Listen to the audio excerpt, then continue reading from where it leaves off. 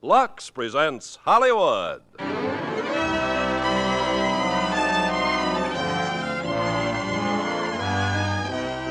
The Lux Radio Theater, starring Michael Rennie and Gene Peters in The Day the Earth Stood Still. Ladies and gentlemen, your producer, Mr. Irving Cummings.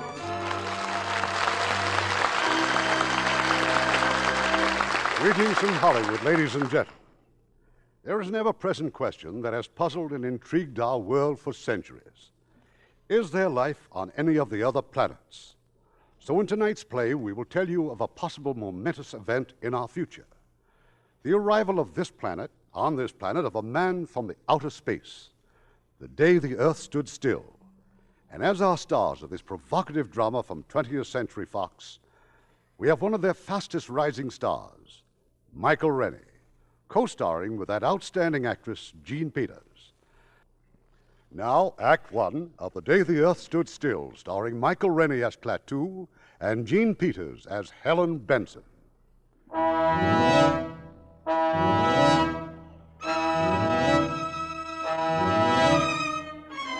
It was a pleasant spring day, an ideal day for a walk in the park, a day to push the baby buggy and be glad you were alive. There'd been at least 20 such sparkling days that spring, and perhaps a billion or more of them since the Earth began. And nothing had ever happened to spoil them but a few small fires, or a slight head cold in the evening, or a rain squall. This spring day, in the middle of the marvelous 20th century, was different. It was the most different day that had happened to mankind since the first Christmas. The thing was noticed in Hong Kong first on the British radar. But that's impossible. That thing must be doing about 4,000. That can't be aircraft, sir. Must be a buzz bomb. Better give an alarm. Keep it steady, though. Maybe faulty equipment. If the British radar in Hong Kong was faulty, so was the radar all over the Orient and Asia and Europe. So were the announcers on the radio. This is Moscow. This is Calcutta, India. This is Radio Luxembourg. The American radar screen quickly confirmed the fact that there was nothing wrong with the British radar, and that there was something very gravely wrong 40 miles out in space, far above the Earth. Luckton at Ferris to Baker, Ferris to Baker. I have an object at 200,000 feet, 4000 miles an hour. Then it was here. Incredibly, it was here. Burning down through the sky over Washington, D.C., hovering over the mall. Descending. They're here! They come! They're here! They're here!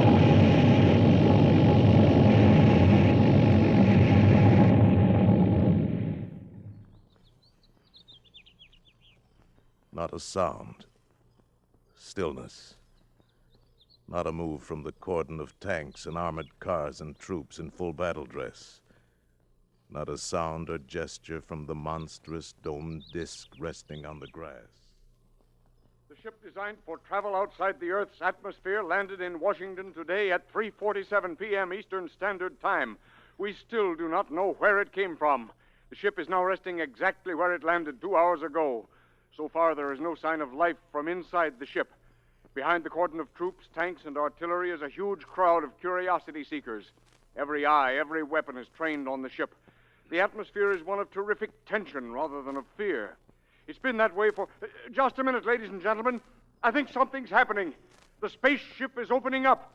Someone is coming out. Keep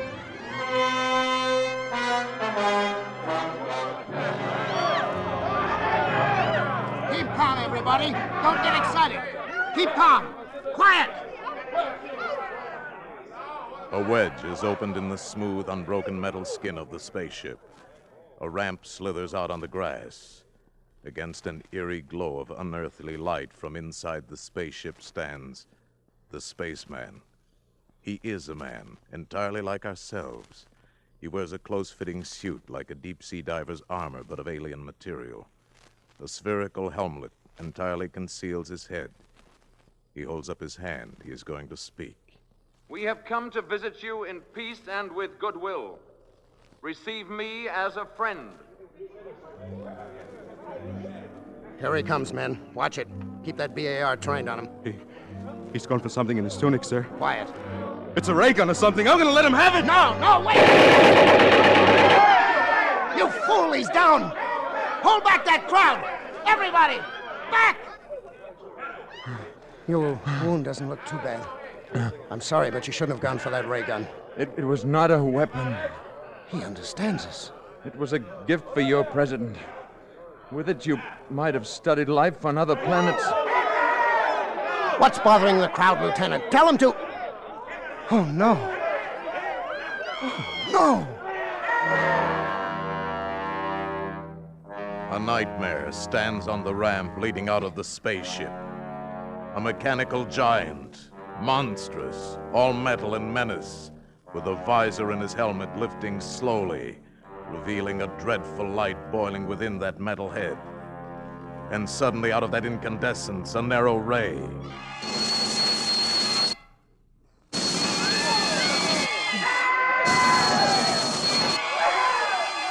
Rifles, tanks, artillery glow with that terrible incandescence and become vapor in a mush of puddled steel.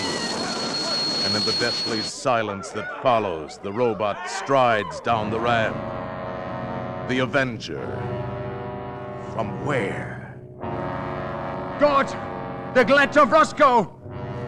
He won't hurt you now. Let's get you to a hospital.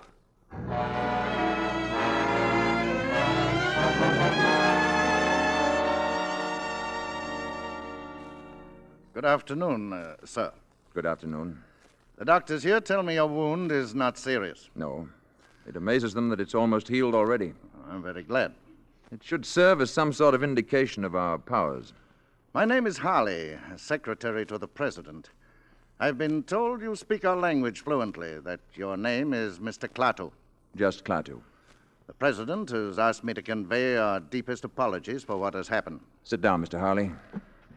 I'm sure I don't have to point out that your arrival was something of a surprise. Had you been traveling long? About 5 months. Your months? You must have come a long way. About 250 million of your miles. Naturally, we're very curious to know where you come from. From another planet. Let's just say that we're neighbors. It's rather difficult for us to think of another planet as a neighbor. I'm afraid in the present situation you'll have to learn to think that way. The present situation? I mean the reasons for my coming here. Would you care to talk about it? Not now, or with you alone. Perhaps you'd rather discuss it personally with the president. I want to meet with the representatives from all the nations of the Earth. I'm afraid that would be a little awkward. Why? In view of the tensions and suspicions in our world today, such a meeting would be impossible. Mr. Harley, my mission here concerns the existence of every last creature who lives on Earth. It must not be complicated by the childish jealousies, intrigues, suspicions of your planet. Our problems are very complex. You mustn't judge us too harshly. I'm impatient with stupidity. My people have learned to live without it. The president will, of course, do his best to bring about the meeting you desire. I know it'll be quite useless. I wish it were otherwise. I'm very sorry, Mr. Klaatu. Wait. Before making any grave decisions, I think I should get out among your people. Become familiar with the basis for these strange, unreasoning attitudes. Our military people insist that you do not attempt to leave the hospital. The door will be locked. I'm sure you understand. Good day, Mr. Klaatu.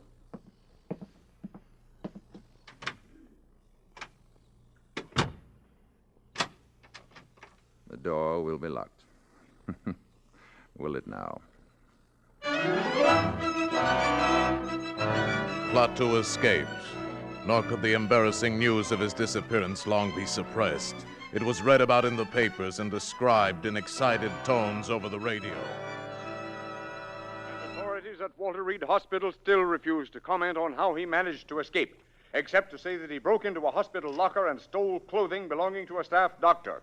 While the government does not minimize the crisis... This was the latest and the only news. And among the countless millions listening were two men and a woman in an ordinary home on an ordinary street in Washington. Mrs. Crockett's rooming house. There was Mrs. Crockett and Helen Benson and little Bobby Benson. Up against powers that are beyond our control or understanding. Oh, And that we... I just can't stand any more of this. Oh, I wanted to hear more, Mrs. Crockett. It's exciting, isn't it, Mother? Hush, Bobby. Exciting. It's enough to drive a person Oh, who are you? I'm sorry. I saw your sign outside and the door was open. My name is Carpenter. Yes? I'm looking for a room. Oh, yes. I do have a nice room. Are you a G-man? No, I'm afraid I'm not. I bet he is, Mom. I bet he's looking for that spaceman. I think we've all been hearing too much about spacemen, Mr. Carpenter. This is Mrs. Benson, Mr. Carpenter. How do you do? And this is little Bobby, my youngest guest. Hi. I'm Mrs. Crockett. You're a long way from home, aren't you, Mr. Carpenter? How did you know? Oh, I can tell a New England accent every time. This way, please, Mr. Carpenter.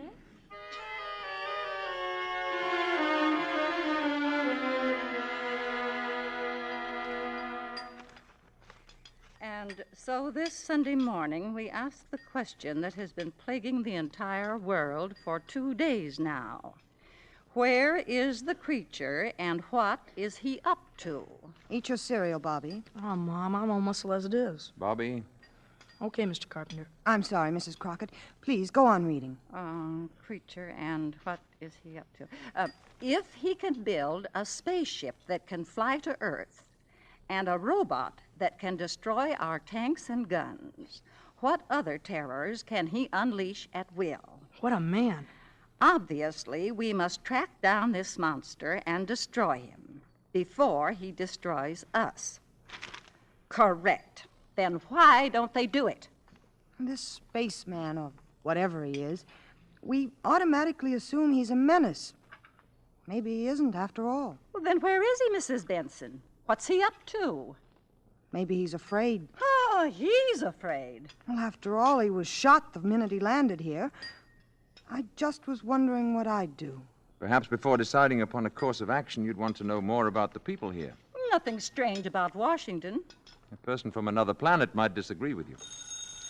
Oh, it's all right, Mrs. Crockett. That's Mr. Stevens calling for me. I'll go to the door. That awful robot standing there like an ugly iron statue gives me the shivers. Morning, Tom. Hello, Helen. Hey, can anybody see us? Oh, no.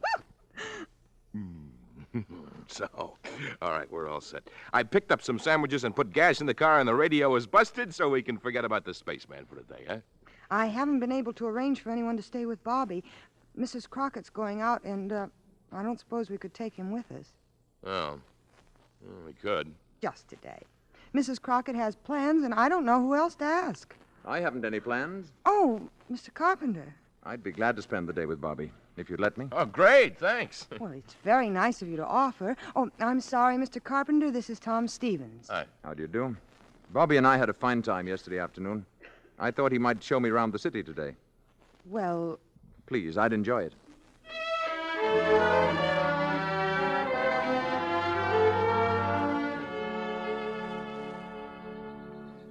And this is where my father is buried. Robert Benson, Virginia, 1st Lieutenant, 45th Infantry. April 10th, 1916, January 29th, 1944. Your father was very young, wasn't he, Bobby? He was killed at Anzio. Did all these people here die in wars? Well, most of them. Didn't you ever hear of Arlington Cemetery? I'm afraid not. You don't seem to know much about anything, Mr. Carpenter. I've been far away, Bobby. Don't they have places like this where you've been? Not like this one. You see, they don't have any wars. Let's walk. All right. What would you like to do now? Go to the movies. All right. No fooling? No fooling. Do you have to have money to go there? Well, I've got $2. I'll treat you, okay? No, I want to take you. Look, do you think they'd accept these? Oh, gee, what are they? Diamonds? Well, in some places, these are what people use for money. They're easy to carry and they don't wear out. I bet they're worth $1 million. Would you give me your $2 for 2 of these? Sure, okay. There you are. Let's not say anything to Mom about this, huh? Why not? Well, she doesn't like me to take advantage of people. Hey, before we go to the movies, would you like to see the Abraham Lincoln Memorial? Thank you. Yes, I would. Well,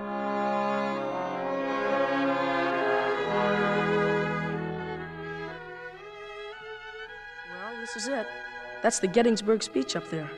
That this nation under God shall have a new birth of freedom, and that government of the people, by the people, and for the people shall not perish from the earth. Those are great words.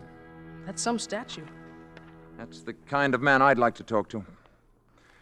Bobby, who is the greatest man in America today? Oh, gee, I don't know. The spaceman, I guess. I was speaking of Earthmen. Oh, I don't know. The president?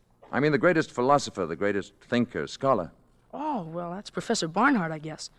Yes, Professor Barnhart. He's the greatest scientist in the world, and he lives right here in Washington, right near where my mother works. Where is that? Department of Commerce. She's a secretary. Why? I have an idea, Bobby. Let's go see Professor Barnhart. What for? You just said he's the greatest man in America. You're kidding, aren't you? Wouldn't you like to meet him? Oh, sure I would. Oh, go on. I bet you'd be scared. Maybe we can scare him more than he can scare us. I like you, Mr. Carpenter. You're a real screwball.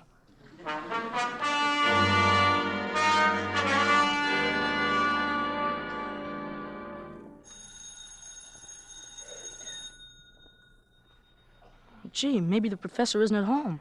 Let's take a look through that window. I'll bet this is where he works. Look in there. Books all over. Blackboard's full of stuff. That door's locked, too. Is it? I know it isn't, Bobby. Well, that's funny. We'll go in and wait for him. I'm sure he won't mind. Gee, just think. All the brains that goes on in here. What's all that stuff on the blackboard? It's a problem in celestial mechanics. And what's the matter? You'll never get the answer that way. Let's see. Hey, it says don't erase, don't touch. This is right. Check. Correct. Correct. And here's where he gets off the track. Now we'll fix that.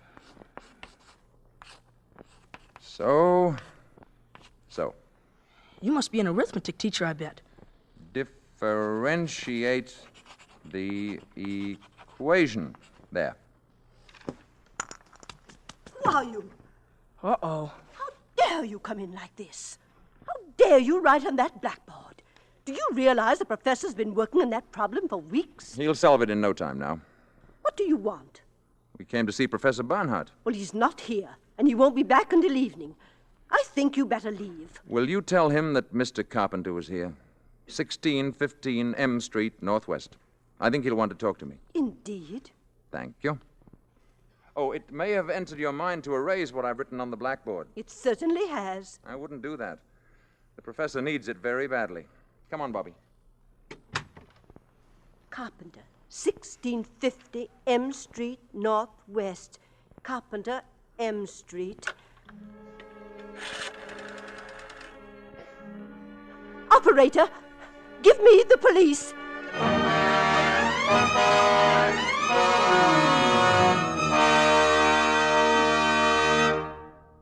Act 2 of The Day the Earth Stood Still in a few moments. And now our producer, Mr. Cummings. Act 2 of The Day the Earth Stood Still, starring Michael Rennie as Klaatu and Jean Peters as Helen Benson.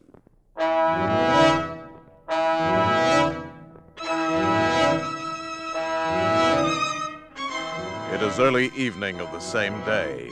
Tom Stevens and Helen Benson drive up to the boarding house after their picnic, quite unaware of the dark squad car parked at the curb a few feet ahead.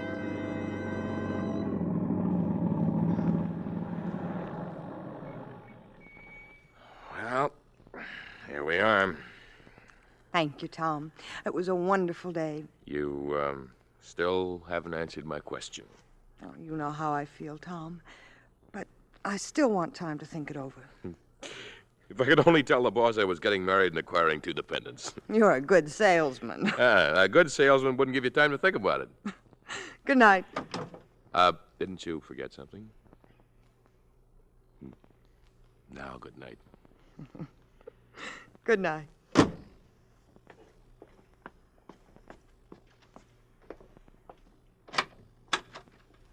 Night. Oh, Mr. Carpenter. Hi, Mom. Hello, darling. Mrs. Benson, this is Mr. Brady. How do you do? How do you do? Mr. Brady's a government agent. Oh? Did you have a nice day, Bobby? We had a swell time, didn't we, Mr. Carpenter? Yes, we did. We went to the movies and had a banana split, and we went to see Daddy. Oh, I don't know how to thank you, Mr. Carpenter. I enjoyed every minute of it. We better get going. Yes. Good night, Bobby. Good night. I'll tell you the rest of that story tomorrow. Good night, Mrs. Benson. Good night. Nice meeting you, Mrs. Benson. Thank you. Why did Mr. Carpenter have to go with Mr. Brady? I don't know. Maybe it was a mistake. Upstairs with you. Yeah. We sure had fun today. We went all over Washington, and we went to see Professor Barnhart. Professor Barnhart? Oh, sure. Barnhart? Up to bed now. Pronto.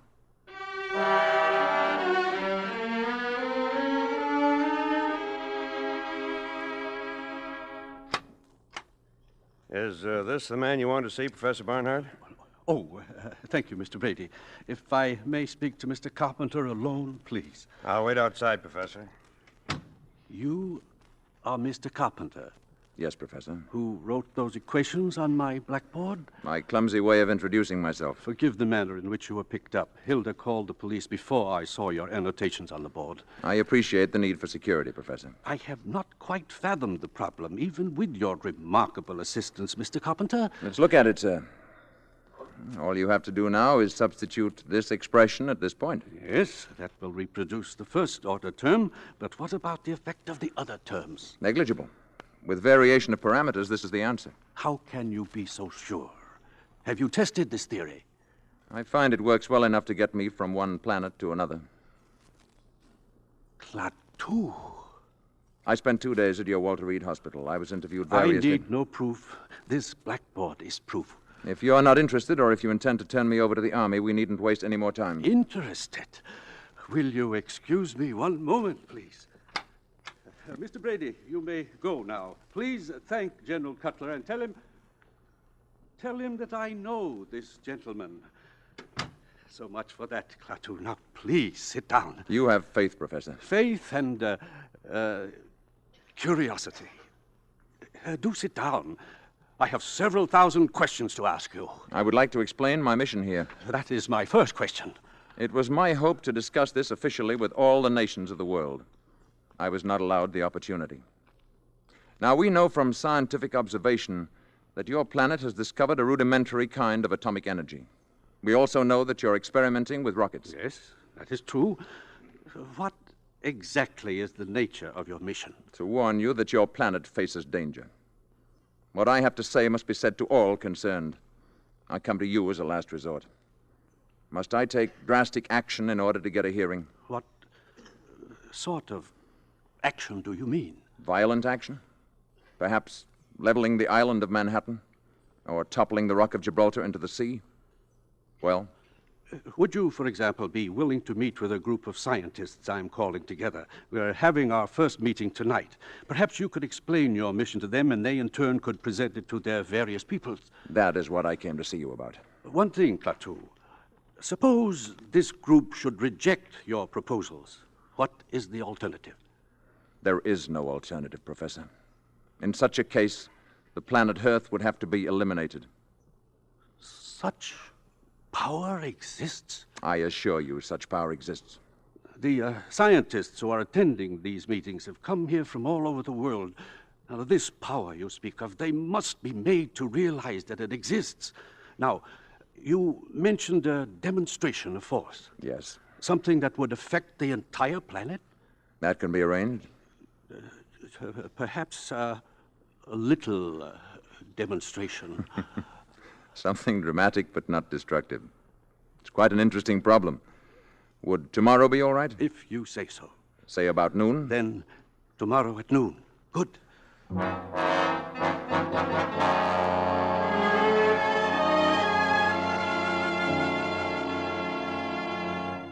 Going out tonight, Mrs. Benson? Oh, it's you, Mr. Carpenter. I'm afraid I startled you. Yes, I am going out. Mr. Stevens is calling for me. Everyone seems so... Jittery is the word. Bobby's the only person I know who isn't jittery. He's a fine boy, Mrs. Benson. Naturally, I think so. Warm, friendly, intelligent. He's the only real friend I've made since I've been here. Mr. Carpenter, this is none of my business, but why did that detective come here last night, that Mr. Brady? Bobby and I tried to see Professor Barnhart in the afternoon, but he wasn't in. Apparently, they thought I was looking for secrets of some kind. Oh, that must be Tom now. Oh, Mr. Stevens, do come in. Helen is in the sitting room. Alert Mrs. Crockett. She has a romantic mind. Hello there, Helen. Got a minute to spare. You ready? Hello, Carpenter. Picture starts at 8:50 on the dot, Helen. I'll be ready in a minute. I was just talking to Mr. Carpenter. Oh, I hope Mr. Carpenter won't think I'm intruding. Excuse me. I was just going up to my room. Good night. Good night, Mr. Carpenter. Have a good time, both of you. Thank you. Tom, that was awful. I'm sorry. I guess I'm just tired of hearing about Mr. Carpenter. Mr. Carpenter. Shh. I don't like the way he's attached himself to you and Bobby. After all, what do you know about him? Very little, it's true. Well, let's not stand and talk about it anymore. I'll go up and get my things.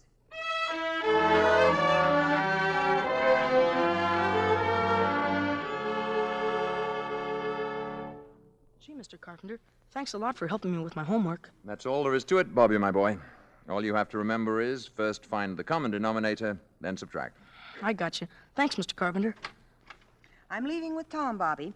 You'll go to bed on time now, won't you? I'll say good night again, Mrs. Benson. Mr. Carpenter. Yes? Nothing. Good night. Good night. Night, Bobby. Bobby, I think it would be better if you didn't see quite so much of Mr. Carpenter. Well, gee, why, Mom? He's swell. I like him. And he's awful good at arithmetic. He even helped Professor Barnhart. Well, I'm sure he's a very nice man. I just think he might prefer to be left alone. Now, go to bed, darling. But why would he want to be left alone? Don't forget to brush your teeth.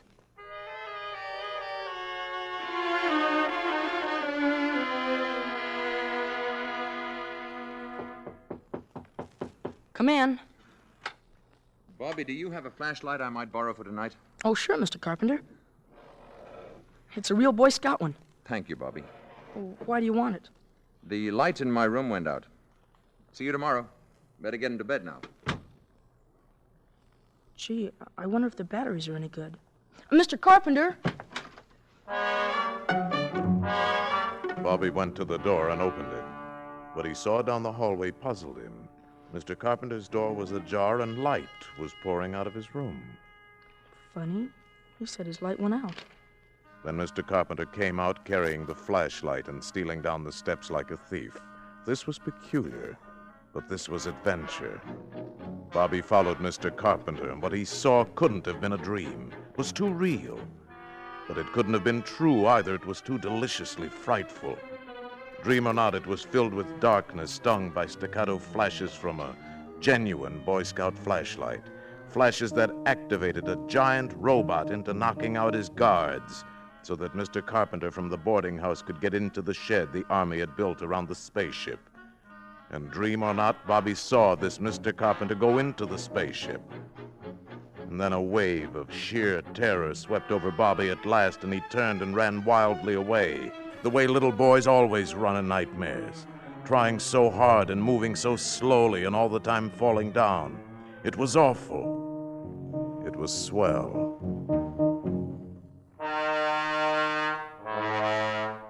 When his mother came home around midnight, Bobby was curled up on the sofa. Instantly, he jumped up and ran to her and to Tom Stevens as they came into the hallway. Mom, listen. Bobby, what are you doing down here at this hour, fully dressed? Hello, Mr. Stevens. Mom, I had to tell you. Tell me what? What's the matter, Bobby? I followed Mr. Carpenter tonight, right after you left, and gee, where do you think he went? Right into the spaceship. Now, Bobby, just 1 minute. Honest, Mom, I saw him.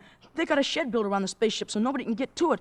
But Mr. Carpenter flashed a signal to that Iron Man up there, and what do you think? Bobby, have you been dreaming again? Why, sure. No, Mom, honest, I haven't. I promise you, I saw it. Where did you see all of this? Well, I'm telling you, on the lawn down at the mall.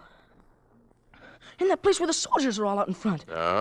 And where were the soldiers all this time? Well, that robot fella grabbed him and knocked him out. Oh, Bobby. Yeah, and then Mr. Carpenter walked into the shed, and the spaceship opened up, and he walked right inside, and it closed again. Gee, I like Mr. Carpenter, but I'm scared, Mom. Oh, darling, it was just a bad dream. We'll prove it to you. Tom, will you see if Mr. Carpenter's still up? Ask him to come down here a minute.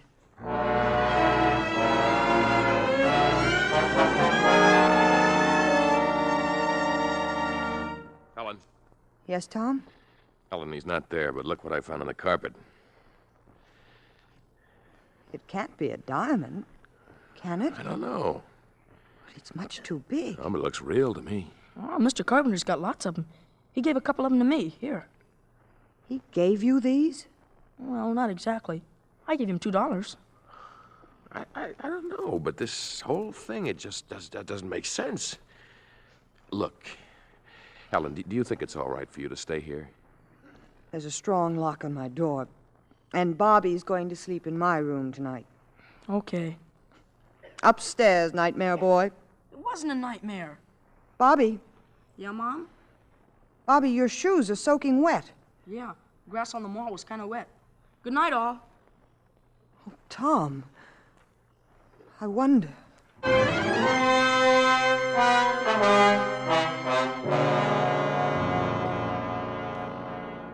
Klaatu had promised what Professor Barnhart termed a little demonstration. Promised it for the following day at noon. It is now 2 minutes to 12. In the Department of Commerce building, Helen Benson has left her office on her way to lunch. She stands in the corridor waiting for an elevator. Mrs. Benson, Mr. Carpenter, what are you doing here? I came to see you. Well, I was just going to lunch. What is it? I saw Bobby this morning before he went to school. Yes? I want to know what he told you. Oh, Bobby has such an active imagination. Did you believe what he told you? Really, Mr. Carpenter, this is where I work, and I only have a short time for lunch today. If you'll excuse me... I'll go down with you. If you like. The service elevator's open. You'll have to press the button, Mr. Carpenter. Oh, yes, yes.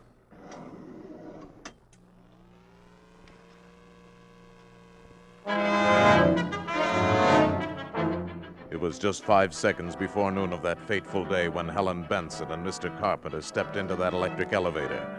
At that same moment, the enormous commerce of our briskly modern world roared and thundered in the streets.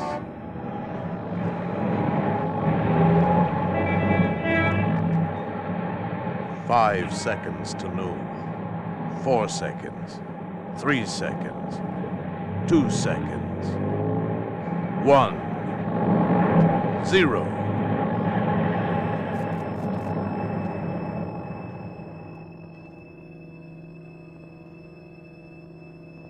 High noon.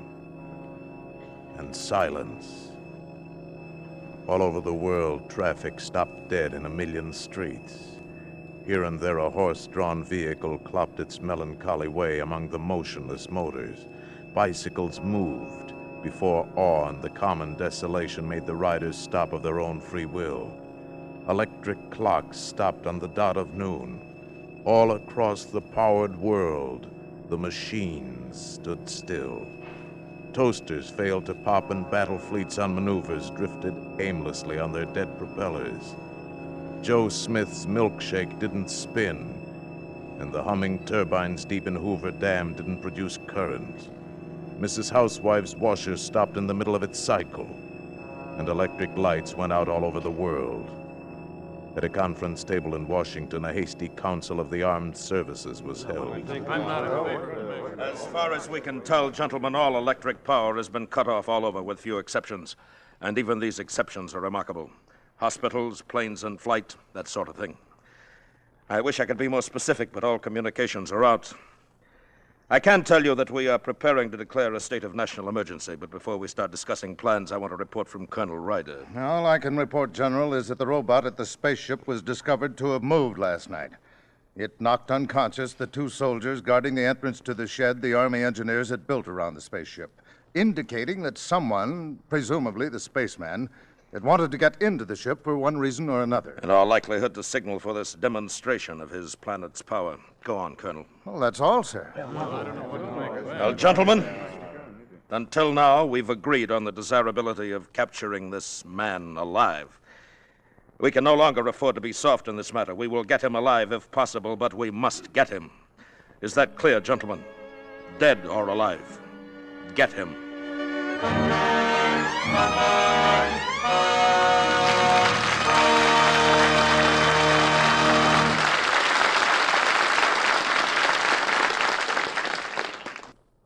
We pause now for station identification. This is the CBS Radio Network.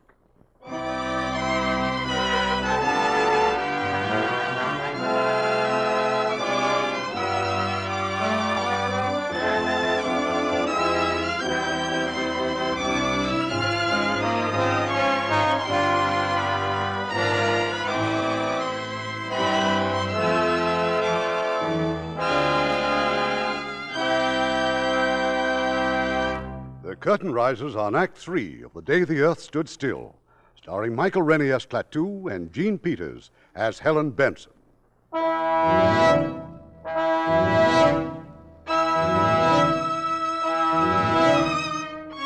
All over the world, electric power has been neutralized on the stroke of noon as a token of the spaceman's power and as a warning to the Earth.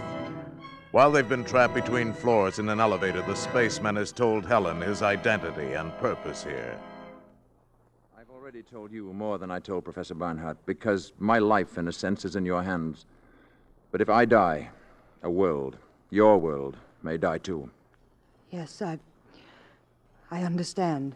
I thought if you knew the facts, you'd appreciate the importance of my not being caught before the meeting tonight with the world scientists. Yes, of course. Of course I do.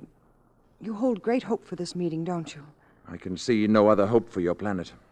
If the meeting should fail, then I'm afraid there is no hope.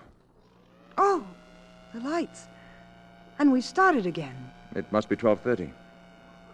Yes, exactly.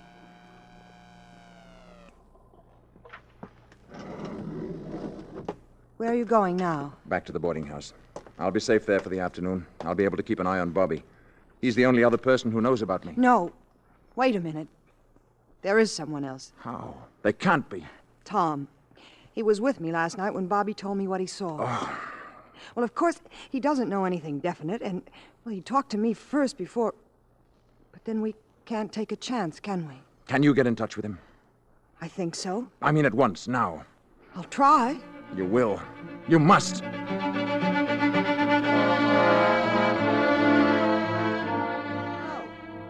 Hello.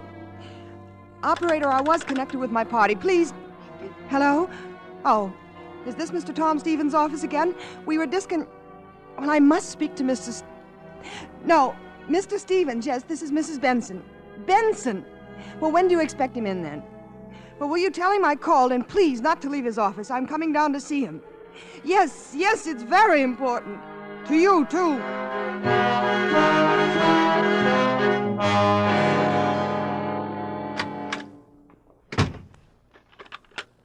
Margaret, this is Mr. Stevens. I just got in. Now, listen, call the Pentagon. Who? Mrs. Benson? When? Never mind. This is more important. Listen, now, call the Pentagon and find out who's in charge of the spaceman business. Whoever it is, I want to talk to him. Tom. Call me back right away and don't take any other calls. Brush them off fast. Tom, I've been trying to get you all afternoon. I've got some pretty terrific news about your good friend, Mr. Carpenter. What about him? He's the man from the spaceship. I had that diamond, or whatever it is, checked at 3 different places. Nobody on Earth's ever seen a stone like that. And after what Bobby's told us, that's enough for me. Why is it nobody knows about this Mr. Carpenter? Why hasn't he got any money? All right, Tom. It's true. Yeah. How do you know? You've just got to promise me you won't say a word to anybody. Oh, nobody but the Pentagon. Please, Tom. Are you crazy? After what happened today, he's a menace. You don't understand. You don't realize how important this is. Important. Of course it's important, and we can do something about it. You mustn't do anything about it, Tom. Believe me, I know what I'm talking about. I say he is dangerous. It is our duty to turn him in. He isn't dangerous. He isn't a menace. He told me what he came here for. Oh, honey, don't be silly because you happen to like the guy. Do you realize what this will mean for us? I'll be the biggest man in the country. I'll write my own ticket. Is that what you're thinking about? Listen, somebody's got to get rid of him. Tom, I'm not going to let you do it. Tom, don't. Hello, Margaret. Yeah. General Cutler? Good. Now, hold on. You don't know what you're doing. It isn't just you and Mr. Carpenter. Mr. Carpenter. It's everybody. The rest of the world is involved. I don't give a hang about the rest of the world. I'm in this for me. Tom. Now, you'll feel different when you see my picture in the papers. I feel different right now. Now, you'll see. You're going to marry a hero. I'm not going to marry anybody. Not even a hero. Hey, Helen. Hello? General Cutler? General, my name is Tom Stevens, with a V. I have positive information about the spaceman and where he's staying. Right. Yeah, of course I'm sure. He's living in a boarding house at 1615 M Street, Northwest. That is correct, General. Yes, I have all of it now, Mr. Stevens, and thank you very much indeed. I want to talk to you further, but I haven't time now. We want to act on this. Yes, sir. Have Colonel Ryder deploy all Zone 5 units according to Plan B immediately. Investigate 1615 M Street Northwest for presence of spaceman. Repeat.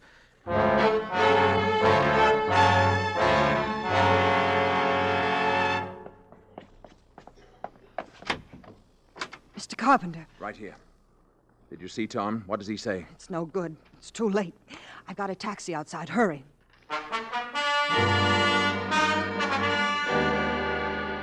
Attention Zone 5, attention Zone 5. Man and woman observed entering taxi at 1615 M Street Northwest. Man is probably Klaatu, alias Carpenter. Establish roadblocks according to Plan Baker and maintain station. Remain on radio alert until further order. I don't know. I think we may have been seen getting into the taxi. Where can you go? I'm sure Barnhart can arrange to hide me until the meeting tonight. Where's it going to be? At the ship. Now look there. Army cars. Full troops in full gear. The alarm is out, all right. Well, it's only a few more blocks to Professor Barnhart's. I'm worried about Gort. I'm afraid of what he might do if anything should happen to me. Gort? But he's a robot. He's a product of centuries of refinement. But what could he do without you? There's no limit to what he could do. He could destroy the Earth. And the city is swarming with patrol cars, hunting you. How can we tell them? They won't listen. You must listen. If anything happens to me, you must go to Gort. You must give him this message. Klaatu Barada Nikto. Gort. Klaatu Barada Nikto. Say it. Gort. Klaatu Barada Nikto. Gort. Klaatu Barada Nikto. Klaatu Barada Nikto. Remember those words. Klaatu Barada Nikto.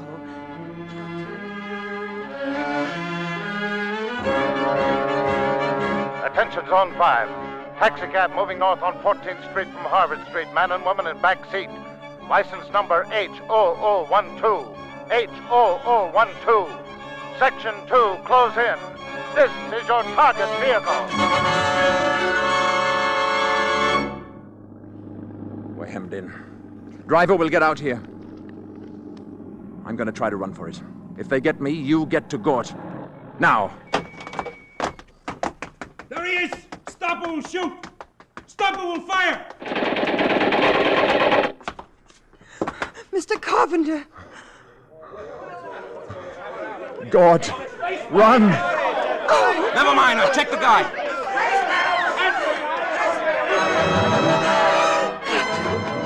Barada Nikto.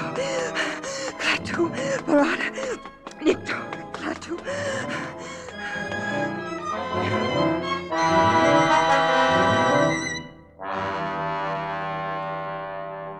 Centuries, ages of superhuman, superplanetary skill had bred intuition and a dim power of reason into the enormously complex intelligence inside of Gort's metal brain case. When Helen Benson stumbled up to the shed that housed the space machine, the guards were not there. Then she saw them. They were lying inside, their rifles fused and bent. Gort somehow knew that Klaatu was dead. Gort was already on the move. He was on the move toward Helen. No! No! God, no! The visor of his helmet was opening on that cosmic incandescence within, seething with world ruin, aiming impassively at Helen. God! God! Klaatu! Klaatu! Barada! Nikto!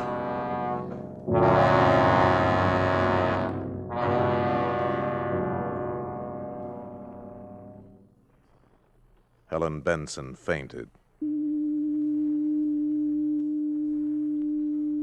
When she returned to consciousness, she was lying on a dais bathed in a soft, shadowless light, in a chamber vaguely circular of completely unfamiliar build. She was in the space machine. Across the room stood Gort with his back to her, and lying in front of him on a platform was Klaatu. Mr. Carpenter. Gort, the machine, the automaton, was applying electrodes to his master, and a piercing, whining, maddening sound filled the ship. Klaatu moved. He sat up, stood up. Mr. Carpenter. Hello. I thought you were... I was. They took me to an emergency hospital at the city jail. Gort broke in and took me back here. This technique can restore life in some cases, only for a limited time. How long? No one can tell. Time enough and more for me to go outside and speak to Professor Bernhardt's scientists. I must speak to them. It's what I came for. Gort will put out the ramp.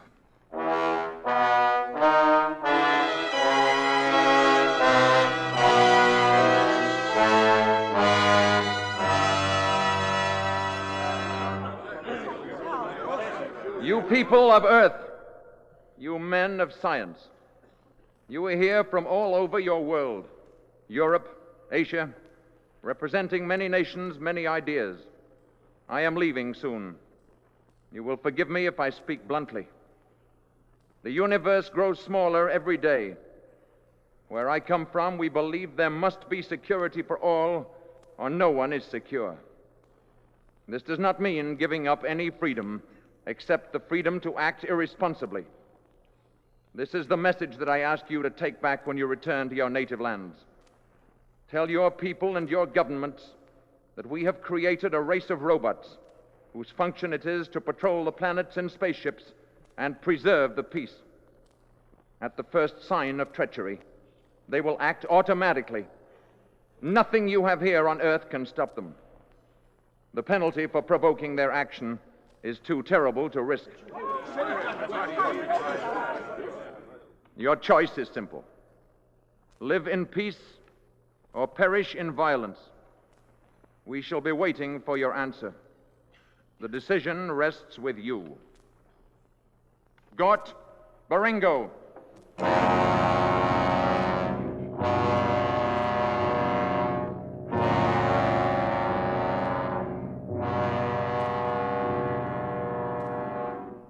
Remember. I'll remember, Mr. Carpenter.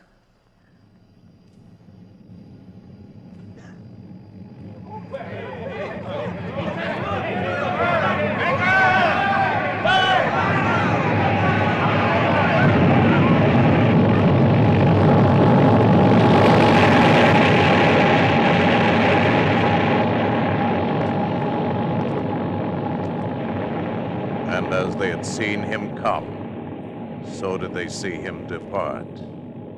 And the people of the earth pondered upon the warning.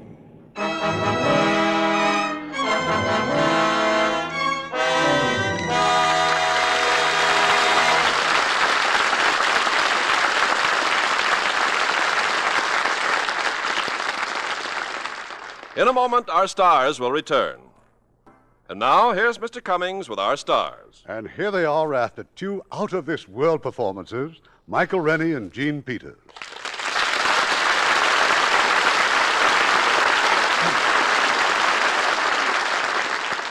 Mike, have you ever seen any UMOs?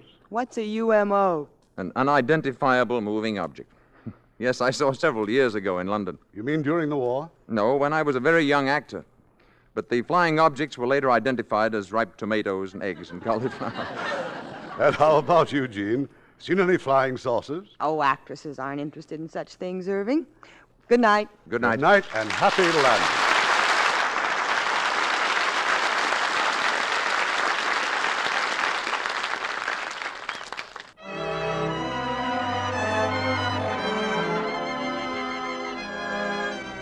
This is Irving Cummings saying good night to you from Hollywood.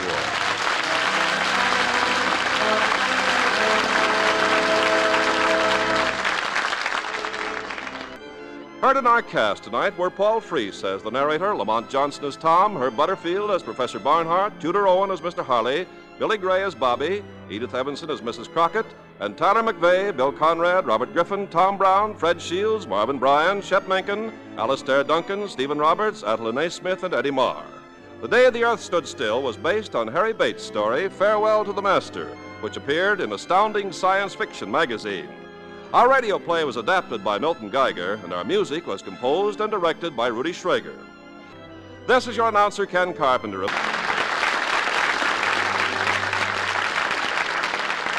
This is the CBS Radio Network.